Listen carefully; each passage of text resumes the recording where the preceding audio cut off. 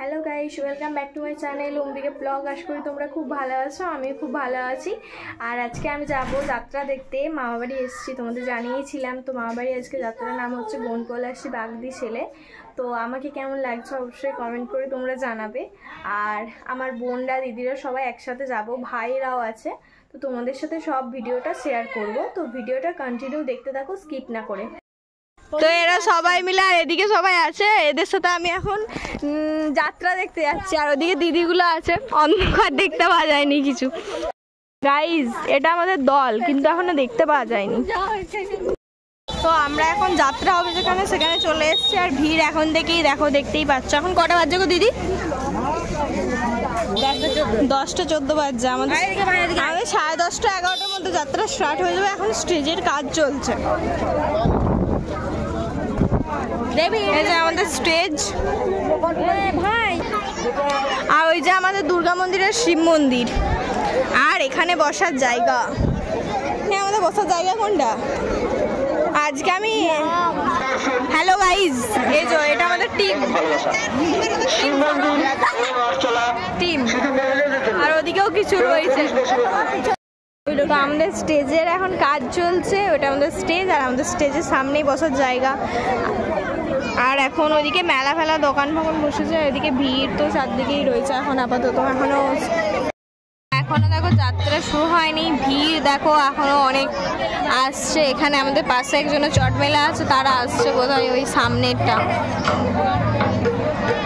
তার কাটা। আমাদের স্টেজ রেডি হয়ে গেছে, এখন যাত্রা স্টার্ট হবে, অ্যানাউন্সমেন্ট হয়ে গেছে। আর একটা কথা তোমাদের জানাই, ভিডিও করতে প্রথমেই আমাদের বারণ করে দিয়েছে। তার সত্ত্বেও তোমাদেরকে যতটা পারবো ভিডিও করে দেখাবো। জানি না কতটা শেয়ার করতে পারবো, তবে দেখাবো তোমাদেরকে, ঠিক আছে?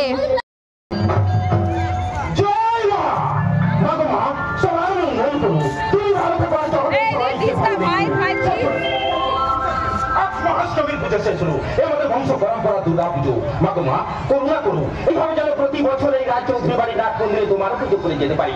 তাছাড়া প্রায় তো শুনি লোকজনের অভাবে বলে বাড়ির পুজোগুলো সব বন্ধ হয়ে যাচ্ছে।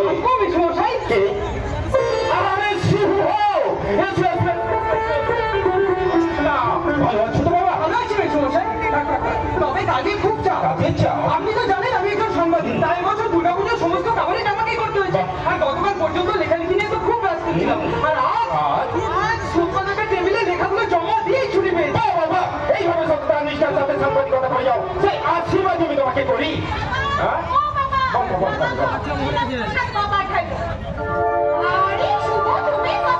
এই তো কিছুক্ষণ মেসোমশাইয়ের সাথে গল্প করছিলাম তো। আজকের মতো তো পূজা আসতে পেল, কিন্তু কাল সকালে যে লোকজন খাবে তার সব ব্যবস্থা ঠিক আছে? তাও কত লোকজন খাবে রুবি?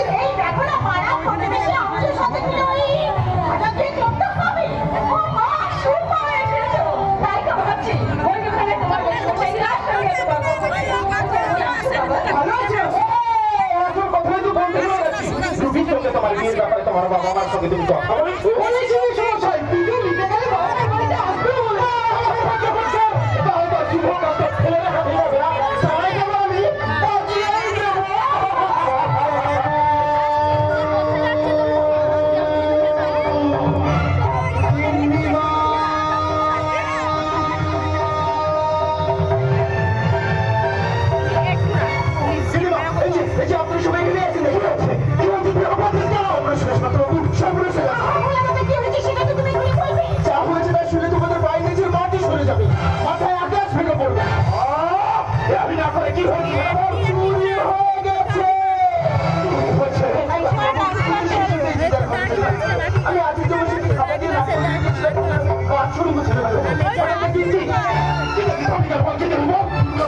গলায় ফাঁকা দিয়ে হাতটা নেই।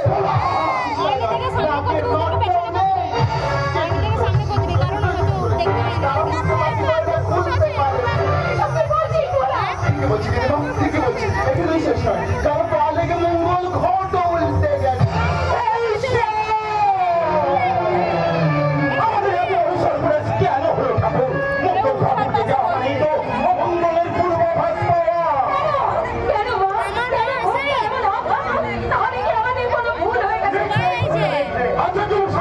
আমাদেরগুলো পুরোহিত সেদিনের ঘটনা তোমরা ভুলে গেলেও আজ থেকে 22 বছর আগে সেই ঘটনা ধ্বংস, কারণ কোন কিছু সৃষ্টি আগে ধ্বংসের মাত্রা কি অর্থ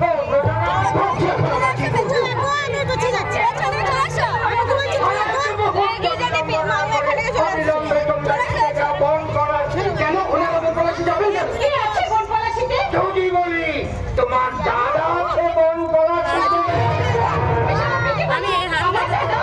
তোমার দাদা তোমাকে জন্ম দেওয়ার আগে যাকে জন্ম দিয়েছিল তোমার বাবা মা।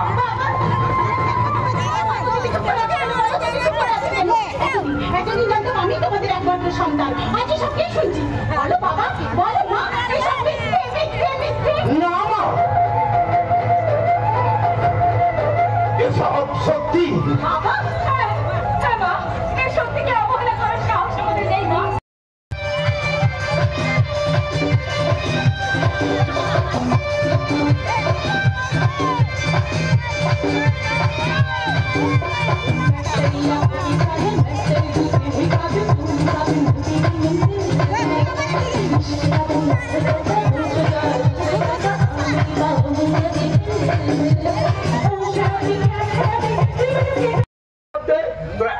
লজ্জা করলো না?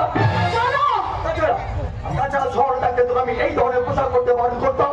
আর এটা তো আমি তো বলেছিলাম তুমি আগে আমি পোস্টিং নিয়ে যাচ্ছ, যাও। আমি আমার বান্ধবী রুবিতার বাড়িতে থাকবো, তুমি আমাকে জোর করে ফেলে নিয়ে এলে। আমি যেটা ভালো মনে করছি সেটাই করেছি। তাহলে আমিও যেটা ভালো মনে করবো আমি সেটাই করবো। কাদা জল মশা গায়ে ওই কালো করে উপরে না দিল, এই ফুটফুটে বন্ধ আমার তো একেবারে দম বন্ধ হয়ে গেছে। ও মাই গড, এই তুমি কি বলতেছি গো? এই গ্রামে চারটা বাতাস আছে, সবুজে ঘেরা সামলাতে আছে, দেখবেন। আমি জানি, আমি সব জানি।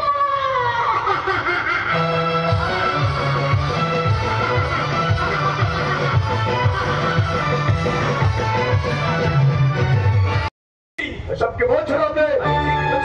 আমি ঠিক বলছি, শুধু এই শান্তি দেবেন এই নয়, এই ভুল প্রতিক্রমে আরো কত নির্দেশ গেছে তারা মিশিং গাড়ি করে তারপরে হতে চায়। ও তাই তো, এতে ভুল প্রতীক ছেড়ে ওই স্যার গোটা গ্রামে জবাব দাঁড়িয়ে একটা প্রতিবাদ মন্ত্র করেছে। আগে থেকে গোটা গ্রাম বাধা দিচ্ছে, তবু আমাদের সংখ্যা কাটে নি স্যার, সেই জন্য তো আপনার কাছে আসা। কেন না বললেন?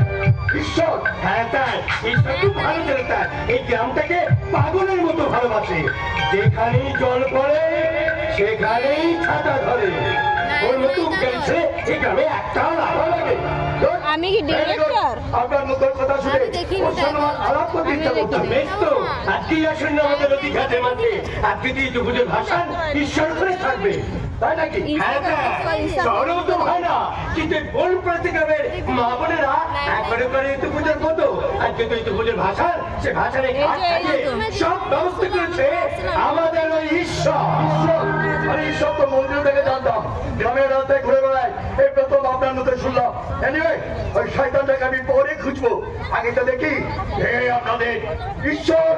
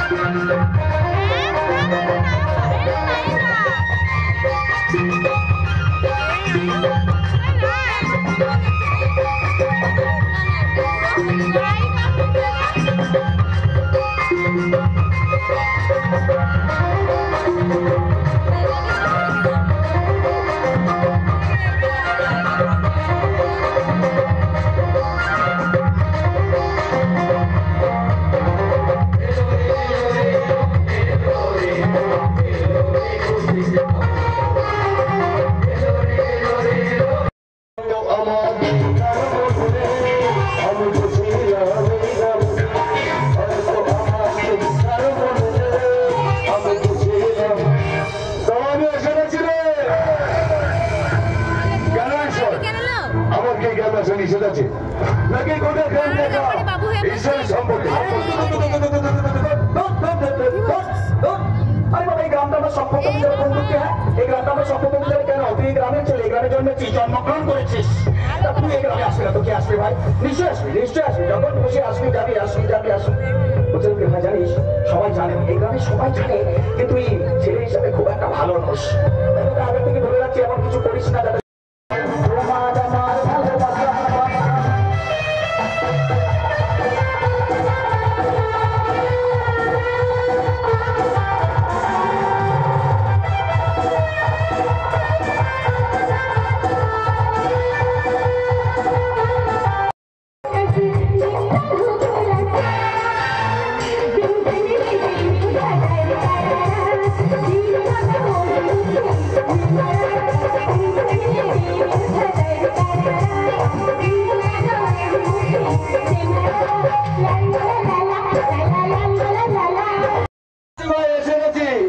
আসলে কে চাইছো?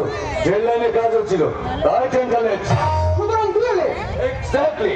আর রবে, আমারও আমি বিন্দাস, আমার বয়স বিন্দাস। আচ্ছা শুভ, তুই যেন কি একটা ইমার্জেন্সি দরকারের কথা বলবি বলছিলি, উনি আমি এটাই শুনলাম। দরকারটা কি জানতে পারি? নিশ্চয়, আমি আর রুমি একটা সমস্যায় পড়েছি রে। সমস্যা? কি সমস্যা শুনি? বলছি কিন্তু তার আগে আমাকে রুমির কাছে জানতেই হবে 22 বছর আগে কি হয়েছিল।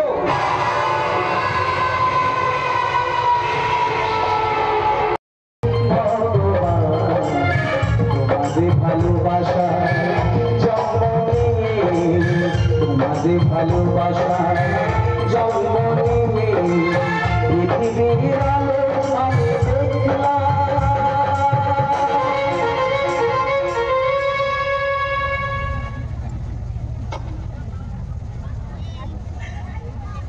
ধন্য হলাম, ধন্য হলাম, ধন্য হলাম, ধন্য হলাম।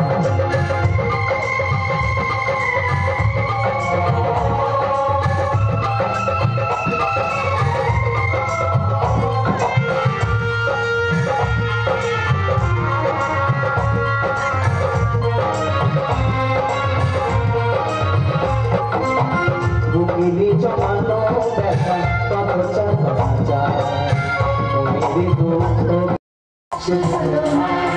শুধু তোমাকে।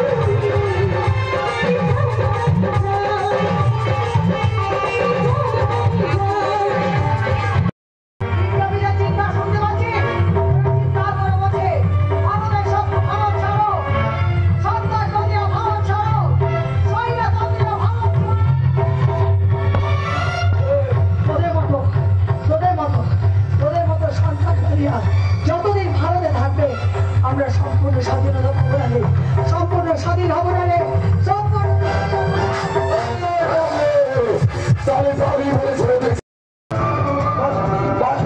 ময়না সবাই কেন হাতে রেখেছে যারা বল বল আমার কাকিমাকে তুই কেন ফোন করছিস রে? আমার লালন পালন করা পিতাকে তুই কেন মেরে দিস রে?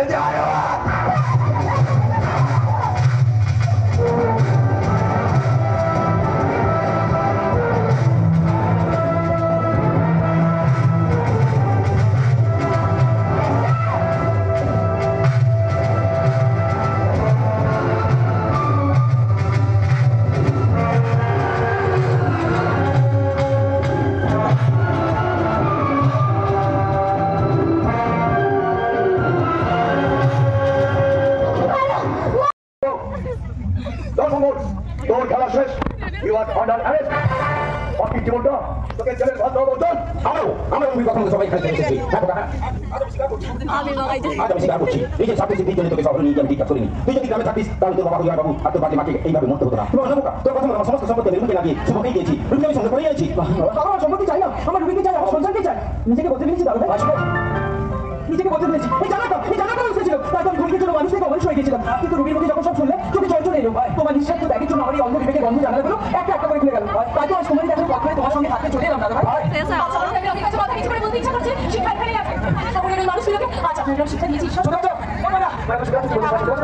আজকে শহরের কাছে আমার গ্রাম জিতে গেছে, শহরের কাছে গ্রাম জিতে গেছে মনে না শহরের সবাই সবাইকে ছেড়ে দিয়ে এই গ্রামে থাকতে চলে এসে সারা জীবনের জন্য আজ আমার ভীষণ আনন্দ লাগছে, ভীষণ খুশি লাগছে। আজ আমার চিন্তা করে বলতে ইচ্ছে করছে আমার সোনার বাংলা, আমি তোমার ভালোবাসি।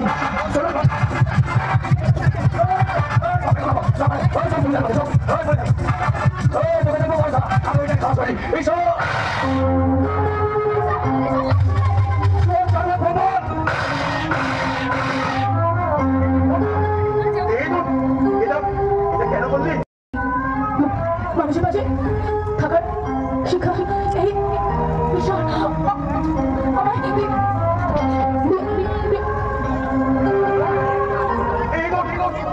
ভগবান আমার মধ্যে যখন ভালো হলো তখন এটা আমার কাছ থেকে কেড়ে নিলে।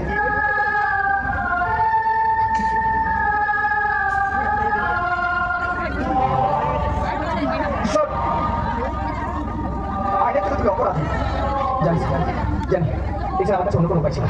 আপনি আমাকে অ্যারেস্ট করুন, নিয়ে চলুন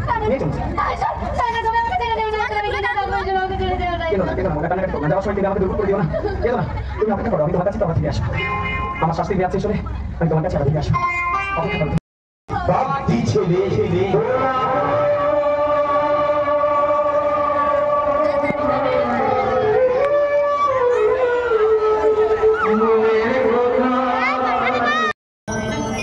কোনদিন যদি যদি ফেলে সাগরকে কাছে যদি নাই আমি চলবো ভালোবাসবো, আমি চলবো ভালোবাসবো, থামবো না কিছুতে।